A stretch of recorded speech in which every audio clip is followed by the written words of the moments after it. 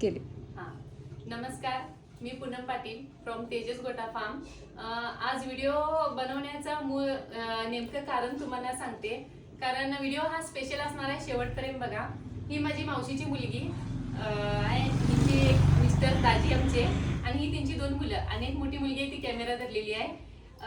हेचं शिक्षण BA झालेलं आहे, हिचं पण शिक्षण BA झालेलं आहे.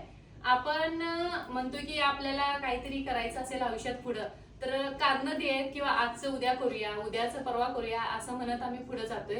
पण या दोघाही मुलांना दिसत नसताना देखील यांनी BA शिक्षण पूर्ण केलेलं आहे आणि आज ह्याला बेंगलोरमध्ये नोकरी लागलेली आहे. ही माझ्यासाठी तरी अभिमानाची गोष्ट आहे, कारण मी जी मावशी आहे तरी पण बेंगलोरमध्ये एकटा जाणं एकटा येणं शिक्षण धाडसानं करून दोघांनी पण जॉब करतात.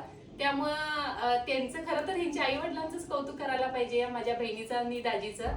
कारण त्यांनी आपलं मुलाला ज्या वेळेला कळालं त्यांना की बाबा आपल्या मुलांना दिसत नाही, तरी त्यांनी असं एक काय म्हणतात त्याला की खचून गेलेले नाहीत. चिखलातनं सुद्धा त्यांनी धडपडून वरती येऊन कमळ जी 2 फुलवलेली आहेत, त्यांची जी म्हणतात की कमळ ज्या वेळेला फुलतंय त्यावेळेला एका देवीच्या चरणाबरोबर जाऊन पडते.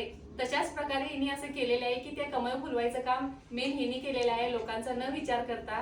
आज जरा त्यांची खंड जरा जाणून घेऊया की त्यांना आता कसं वाटतं की त्यांची मुलं आता जॉबला जातात आणि एका मोठ्या कंपनीत इंटरव्ह्यू वगैरे देऊन आज एवढं चांगलं पॅकेज मिळाले ह्याला की असं मला असं भरून येते की प्राऊड फील व्हायला लागले की माझी बाबा बहिणीची मुलं आज ती ह्या लेवलला आहेत. आणि आम्हाला डोळे असून देखील, हात पाय चांगले असून देखील आपण कारणं देत घरात राहतो, किंवा आताची जी पिढी आहे ती व्यसन लावून व्यसनाच्या कुठल्या तरी आहारी जाऊन आपली पिढी किंवा आपलं आयुष्य बर्बाद करतात, आपल्या आई वडिलांचं नाव खराब करतात. तसे या मुलांनी नाही केलेलं आहे. जरा थोडक्यात त्यांची जाणून घ्या कशी आहे काय.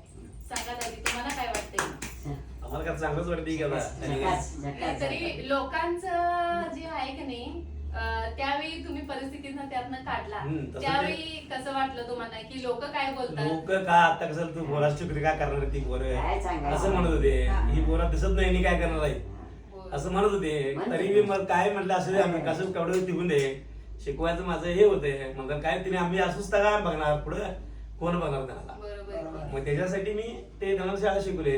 पुढे त्यावेळेला धाडसी निर्णय घेऊन स्वतःच्या पायावर त्यांना उभं केलं. तुला कसं वाटतंय आज? मला आज माझ्या पोरग्याचा पूर्ण अभिमान म्हणजे आज मला कुठं आज इथं राहावं का तिथं राहावं असं बारक्यापणे काय काढलं, त्यातनं काय मला त्याचा जीवाला केवढा घोर लागून बसला ते आता मला काय त्याची चिंताचं काय कारण लागत. बरोबर आहे की, कारण हे धाडसी निर्णय घेऊन जगाचा विचार न करता त्या आई वडिलांनी ह्या दोघांचा सांभाळ करून स्वतःच्या पायावर उभं केले.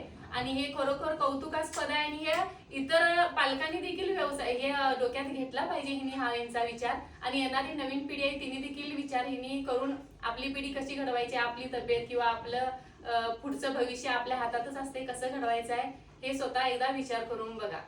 धन्यवाद.